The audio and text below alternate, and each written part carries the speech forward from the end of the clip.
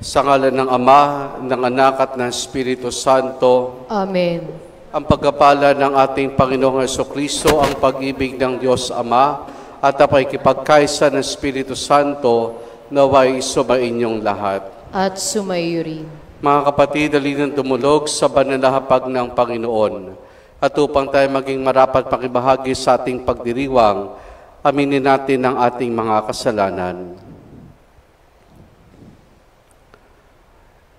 Inaamin ko sa makapangyarihang Diyos at sa inyo mga kapatid, na lubha ko nagkasala sa isip, sa salita at sa gawa at sa aking pagkukulang. Kaya isinasamo ko sa mahal na Birheng Maria, sa lahat ng mga anghel at mga banal, at sa inyo mga kapatid na ako'y panalangin sa Panginoong ating Diyos. Kaawaan tayo na makapangyarihang Diyos, patawarin tayo sa ating mga kasalanan at patnubayan tayo hanggang sa buhay na walang hanggan. Amen. Amen.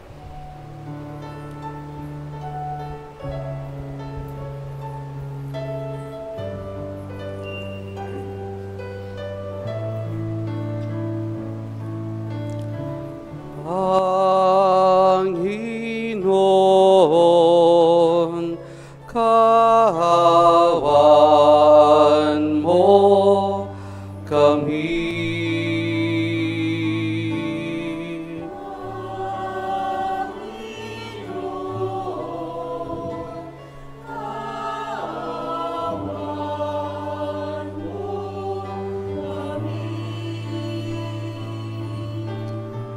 Kristo, kaawaan mo kami.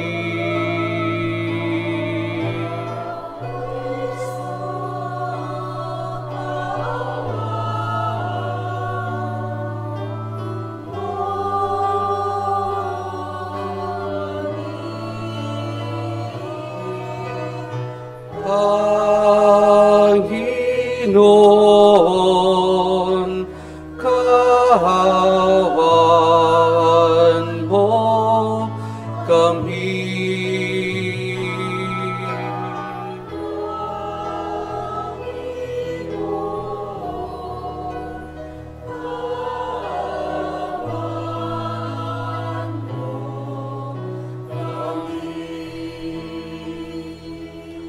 Papuri sa Diyos sa kaitasan.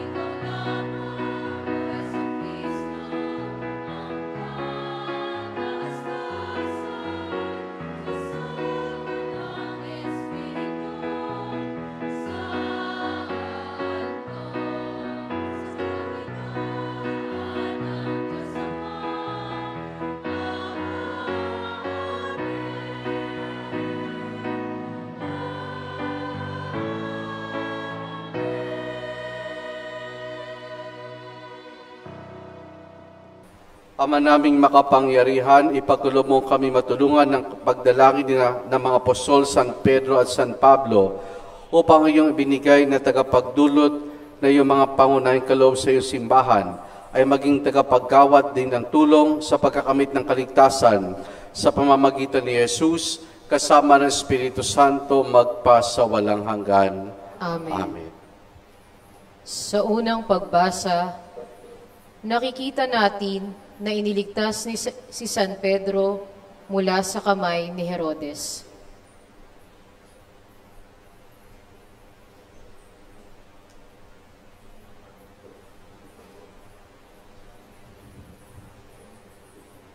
Ang salita ng Diyos mula sa gawa ng mga apostol. Noong mga araw na iyon, sinimulang usigin ni Haring Herodes ang ilang kaanib ng simbahan. Pinapugutan niya si Santiago, ang kapatid ni Juan. Nang makita niya ito'y ikinalugod ng mga Hudyo. Si Pedro naman ang kanyang ipinadakip. Nangyari ito noong pista ng tinapay na walang lebadura. Pagkadakip kay Pedro, ito'y ikinulong at pinabantayan sa 4 na pangkat ng tiga-4 na kawal. Ang balak ni Herodes ay iharap siya sa bayan pagkatapos ng pista. Kaya't nanatiling nakabilanggo si Pedro. Samantala, siya'y taimtim na ipinanalangin ng simbahan.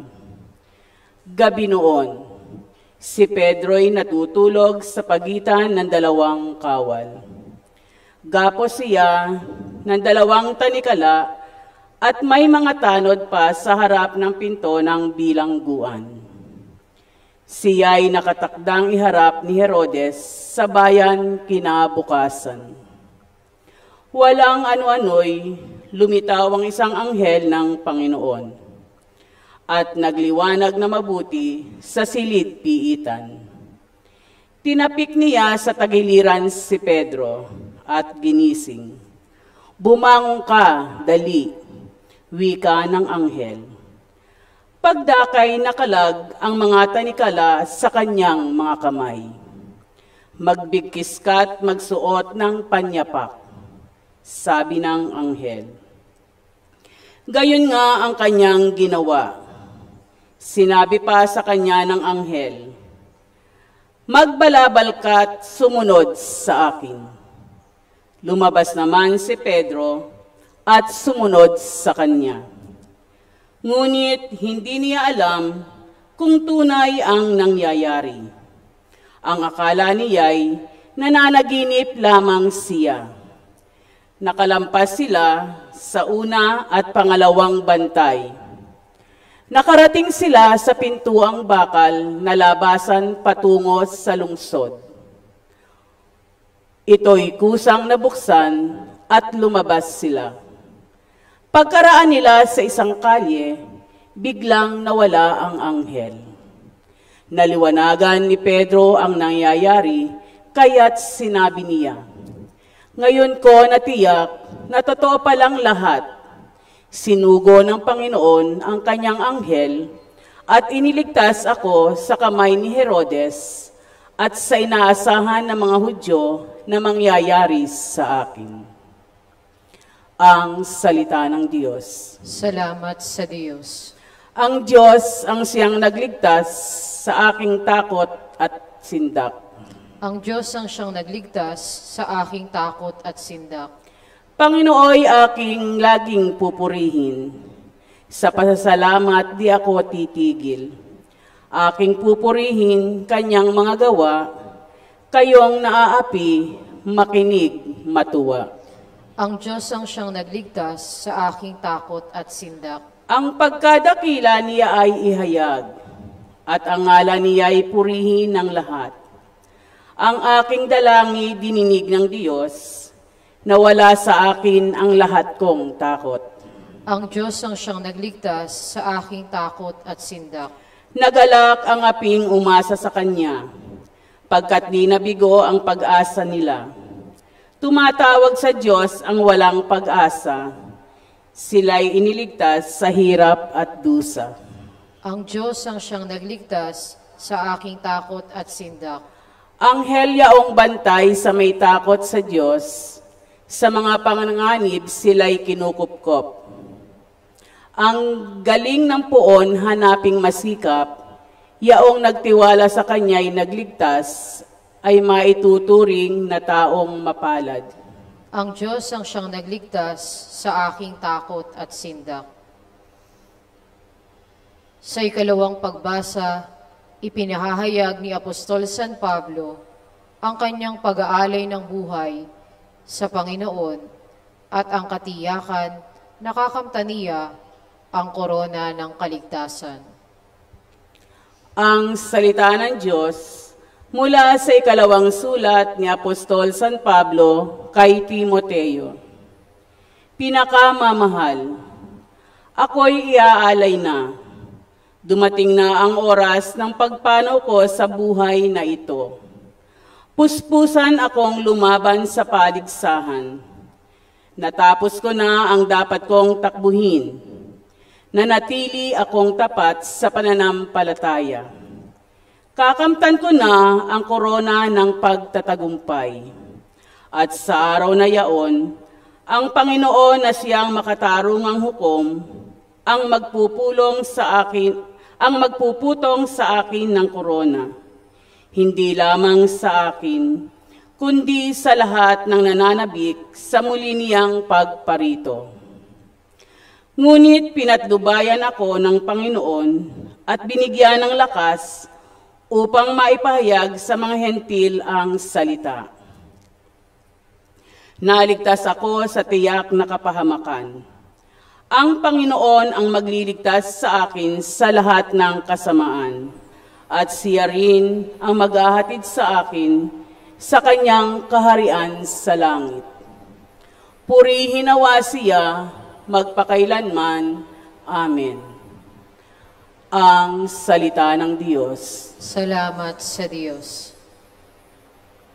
Sa mabuting balita, ibinibigay ng Panginoong Hesus ang susi ng kaharian ng langit kay Apostol San Pedro.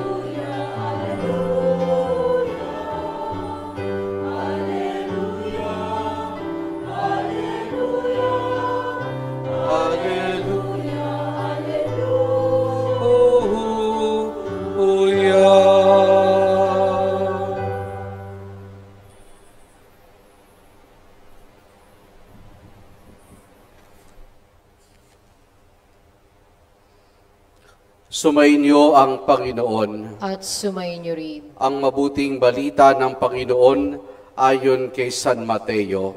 Papuri sa iyo, Panginoon. Noong panahong iyon, dumating si Jesus sa lupay ng Cesarea ng Filipos. Tinanong niya ang kanyang mga alagad, sino raw ang anak ng tao ayon sa mga tao? At sumagot sila, ang sabi po ng ilan ay si Juan Bautista kayo. Sabi naman ng iba, si Elias kayo. At may nagsasabi pang, si Jeremias kayo, isa sa mga propeta. Kayo naman, anong sabi ninyo? Sino ako? Tanong niya sa kanila. Sumagot si Simon Pedro, kayo po ang Kristo, ang anak ng Diyos sa buhay. Sinabi sa kanya ni Jesus, mapalad ka, Simon na anak ni Jonas, sapagkat ang katotohanan ito'y hindi inihayag sa iyo ng sinumang tao, kundi ng aking amang nasa langit. At sinasabi ko naman sa iyo, ikaw ay Pedro, at sa ibabaw ng batong ito ay tatayo ko ang aking simbahan. at hindi makapananaig sa Kanya kahit ang kapangyarihan ng kamatayan. Ibibigay ko sa iyo ang mga susi ng kaharian ng langit. Ang ipagbawal mo sa lupa ay pagbabawal sa langit. Ang ipahintulot mo sa lupa ay pahintulot sa langit. Ang mabuting balita ng Panginoon. Pinupuri ka namin, Panginoong Hesukristo.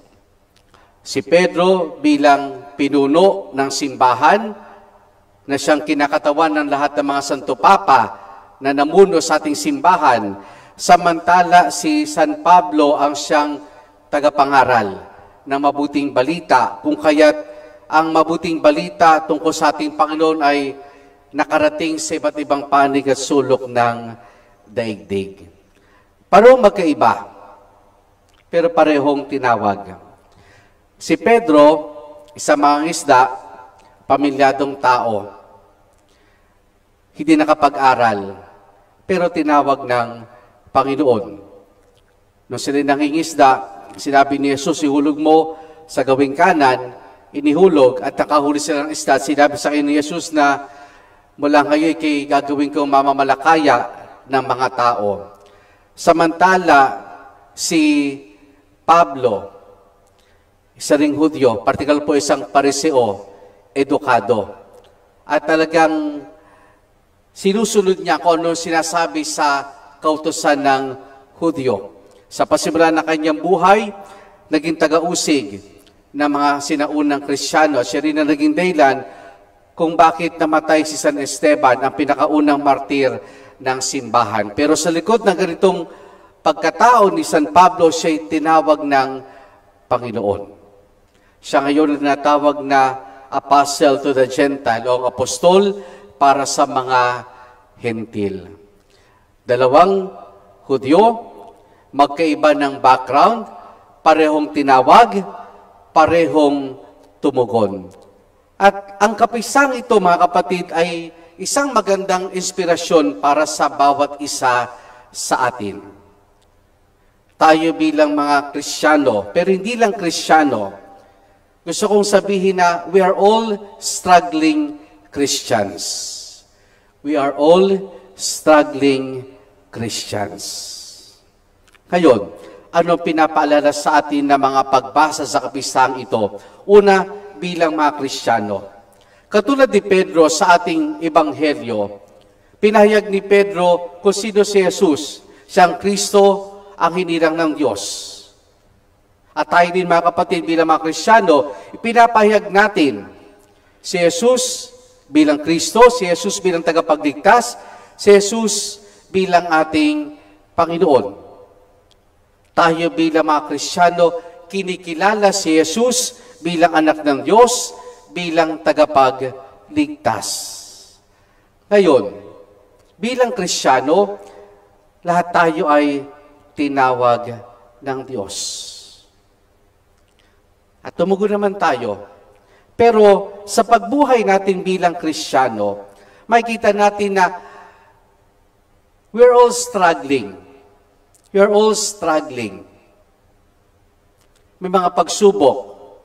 May mga pagkakataon, tapat tayo sa pananampalataya. May pagkakataon na marubdob ang ating pananampalataya. May pagkakataon, masigasig tayo. May pagkakataon, nalalamig tayo. Ito rin yung naranasan ni na San Pedro at San Pablo. May mga struggles, may mga pagsubok. Halimbawa po sa ating unang pagbasa, si Pedro dinakip ni Haring Herodes. Hindi siya kagad pinapatay. Pinakulong muna siya. Isa yan sa mga struggles ni Pedro nung pagkakataong yaon. Samantala si Pablo, sa ating ikalawang pagbasa sa kanyang sulat kay Timoteo, si San Pablo po ay nasa Roma na. Si San Pablo ay nasa Roma na. Siya o ay nakakulong. Hinatulan na siya ng kamatayan. Anong magiging kamatayan ni San Pablo? Siya'y pugutan ng ulo. Kung kayo po'y mapupunta sa Roma, merong basilika ni San Pablo. At meron pong bahagi doon ng basilika, sa loob po, merong merong butas doon. Dahil ang paniniwala po ng mga sinaunang Kristiyano kung bakit may spot doon, dahil doon daw po 3 beses tumalbog yung ulo ni San Pablo nung ito ay pugutan. Kaya doon sa point na yun, sa pinagutan, doon po natayo ang basilika ni San Pablo. May mga struggles. Hindi porket tayo mga Kristiyano, exempted tayo. Hindi porket nagsisimba tayo, exempted tayo sa mga struggles. Hindi porket tumutulong tayo, exempted tayo sa mga struggles. Dahil mismong ang mga sinaunang apostol at ang napakaraming Kristiyano sa mahabang kasaysayan ng simbahan, dumaan sa mga pagsubok. Pero ito, ang maganda, bagamat may struggles, bagamat we're struggling Christians, maganda yung naranasan ni San Pablo at may magandang paalala rin sa atin. Siya'y tinulungan ng Diyos sa pamamagitan ng anghel para siya ay makalaya. Sa gitna ng mga pagsubok, sa gitna ng mga alalahanin natin sa ating buhay, huwag nating kalilimutan mga kapatid, nandyan ang Diyos, sinasamahan tayo ng Diyos. Kabi-kabila man ang mga pagsubok, mananatiling kasama natin, kapiling natin ang Diyos. Yun ang magandang paalaala sa atin. Hindi tayo iwan ng Diyos, hindi tayo pababayaan ng Diyos. Totoo, kapag tayo nagsisimba, kapag tayo nagsusumikat na maging mabuting Kristiyano, mabuting magulang, mabuting anak, may mga problema pa rin. May mga pagsubok pa rin. Hindi man po mawawala iyan. Pero kung di man mawawala iyan, ang Diyos hindi rin mawawala. At sa gitna ng ganitong karanasan natin sa ating buhay, yung karanasan ni San Pablo, maganda ring paalaala. Sabi niya, nanatili siyang tapat. Nanatili siyang tapat. Kasi nung panahong iyon, inuusig ang mga Kristiyano, kapag hindi mo tinilikuran si Kristo, ay yung pananampalataya, ano magiging kabayaran nito? Kamatayan mo. May mga Kristiyanong tumalikod, may mga Kristiyanong hindi. Mga pinatay. Dahil nanatili silang tapat. Ganun din tayo. Pag sumikapan nating manatiling tapat. Hindi porket maraming problema, tatalikuran natin ang Diyos. Hindi porket dasal tayo ng dasal na parang walang tugon ng Diyos, naiinip na tayo, tatalikuran natin ang Diyos. Manatili tayong tapat sapagkat ang Diyos ay tapat, ang Diyos ay parating pinapangalagaan ang bawat isa sa atin. We're all Christians, but we're struggling. Pero sa gitna ng lahat ng iyan, ito ang tinuturot pinapaalala sa atin ng dalawang apostol na ito. Pedro, pinangalagaan ng Diyos, si Pablo, katapatan sa Diyos. Amen.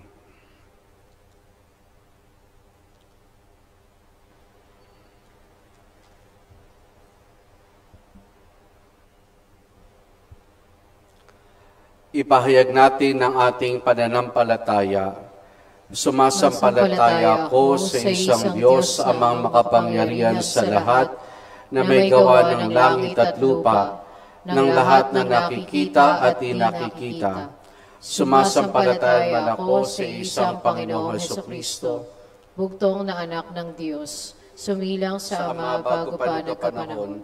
Diyos buhat sa Diyos, liwanag buhat sa liwanag, Diyos na totoo buhat sa Diyos na totoo, sumilang at hindi ginawa.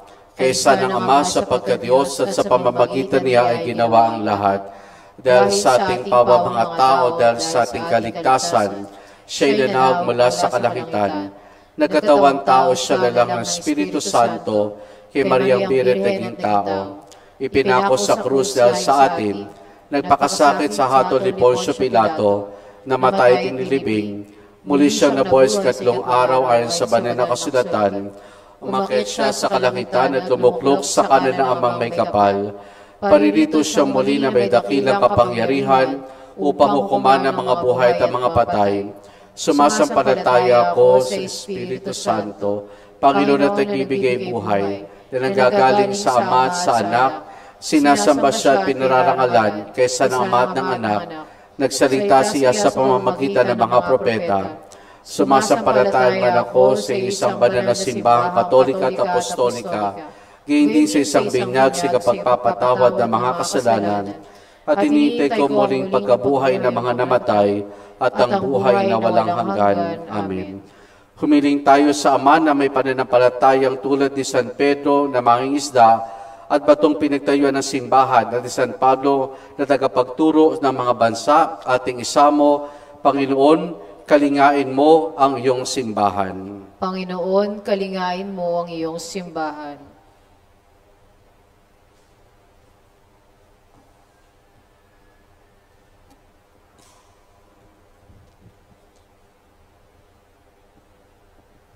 Nawa ang susi ng kahariang hawak ni Papa Leon, ang kahalili ni San Pedro, ay magdala ng nagkakaisa sa simbahan. Manalangin tayo sa Panginoon. Panginoon, kalingain mo ang iyong simbahan. Nawa ang mga misyonero ay magtaglay ng sigasig at tapang ni San Pablo. Manalangin tayo sa Panginoon.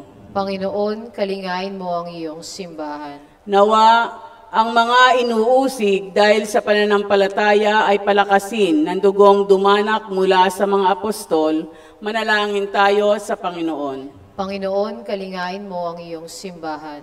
Nawa tayo'y magmalasakit sa simbahang ginabayan at iningatan ng mga nauna sa atin. Manalangin tayo sa Panginoon.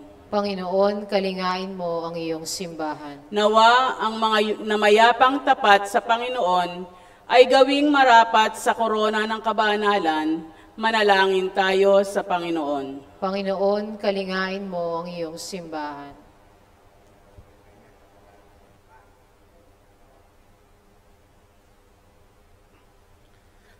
Ama naming makapangyarihan, dinggin ng panalangin ng iyong sambayanang nasasalig sa pananampalataya ng mga apostol sa pamamagitan ni Jesus sa aming Panginoon, magpasawalang hanggan. Amen.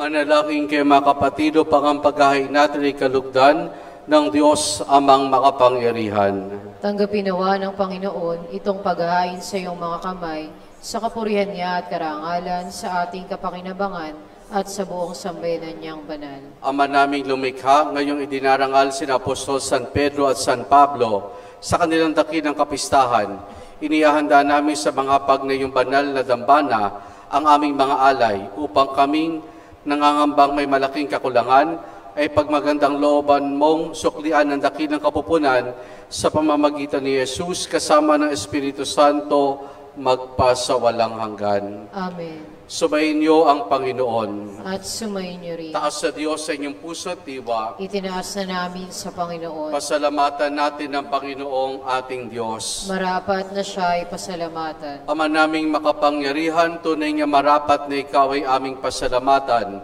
Niloob mong kayo aming kagalak na sina San Pedro at San Pablo ikaw matapat sa pananampalatayang inihayag at inilaganap.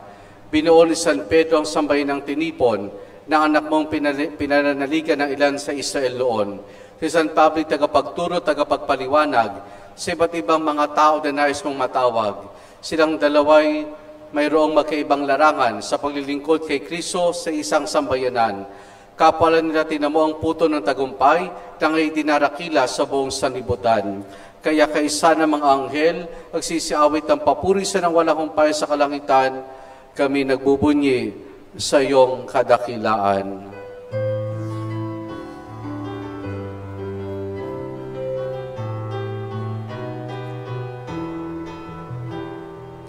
Santo, Santo, Santo, Panginoong Diyos, napupuno ang langit at lupa ng kadakilaan mo.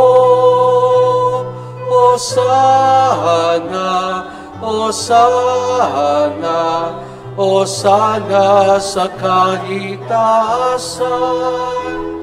Hosana, Hosana, Hosana sa kahitaasan. Pinagpala ang naparirito sa ngalan ng Panginoon. Hosana, Hosana, Hosana sa kahitaasan. Hosana, Hosana, Hosana sa kahitaasan.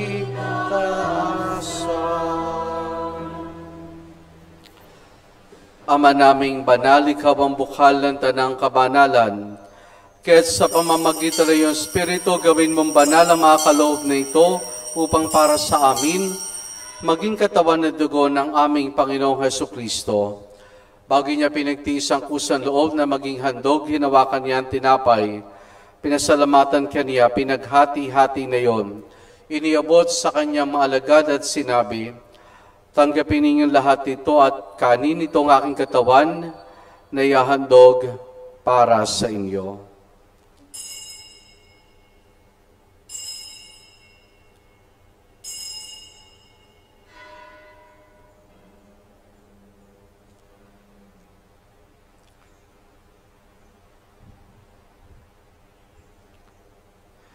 Gayun din naman na matapos ang hapunan, hinawakan niya ang kalis. Muli kanyang pinasalamatan. Iniabot niya ang kalis sa kanyang malagad at sinabi, tanggapin ninyo lahat ito, tinumin itong kalis ng aking dugo, ng bago't wala hanggang tipan. Ang aking dugo na ibubuhos para sa inyo at para sa lahat, sa kapagpapatawad ng mga kasalanan. Gawin ninyo ito sa pag-alaala sa akin.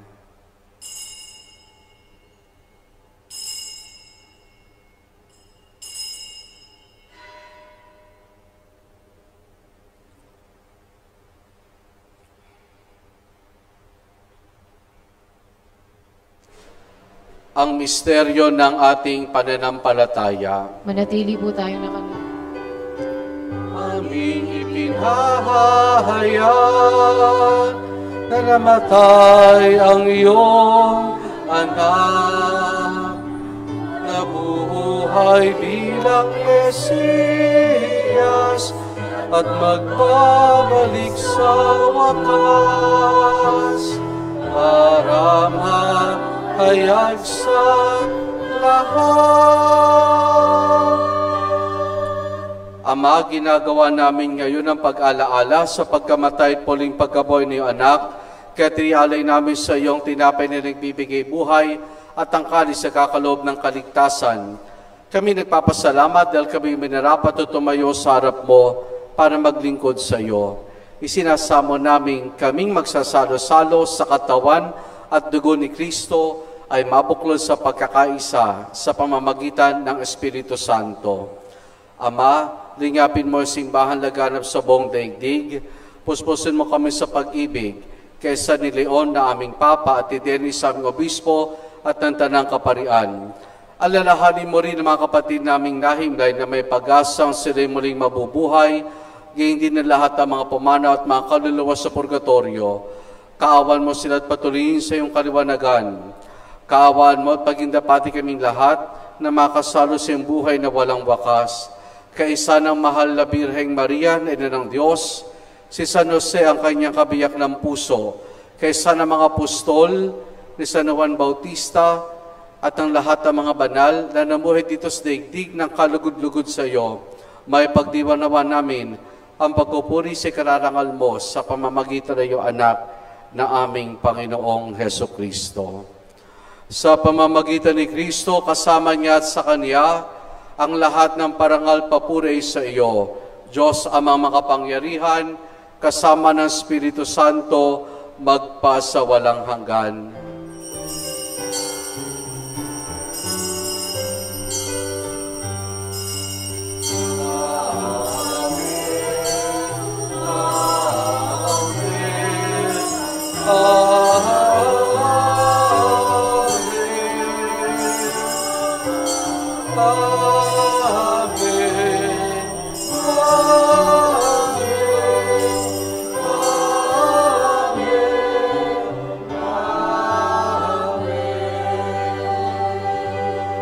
Magsitayo po ang lahat. Sa tagubilin man nakagagaling na utos sa turo ni Jesus na Panginoon natin na Diyos, ipahayag po natin ang lakas loob.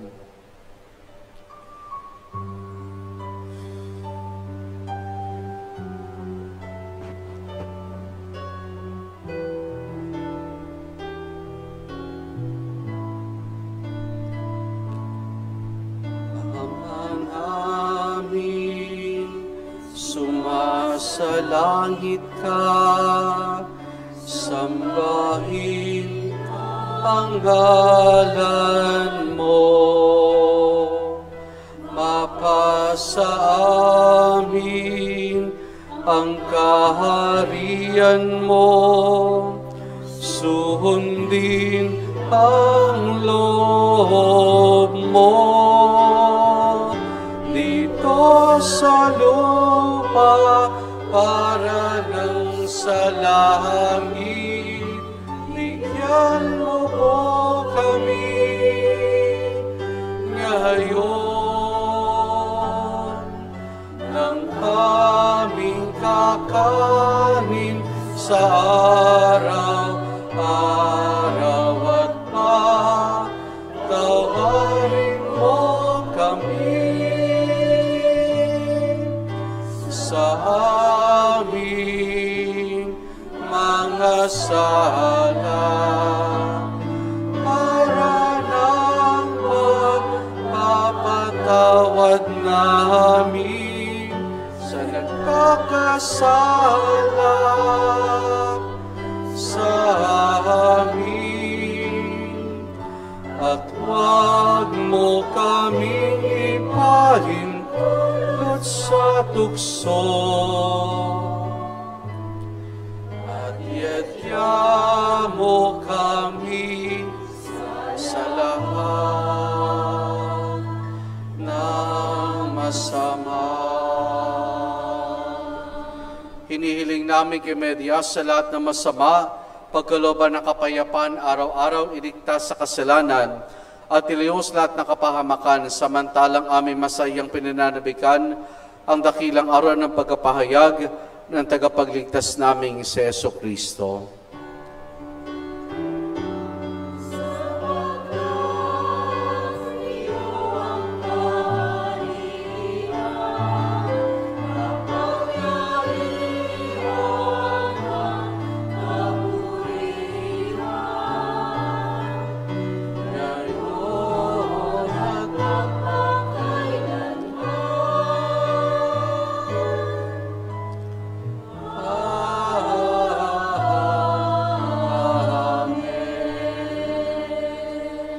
Panginoong Jesucristo, sinabi mo sa mga apostol, kapayapaan ang iniwan ko sa inyong aking kapayapaan ang ibinibigay ko sa inyo.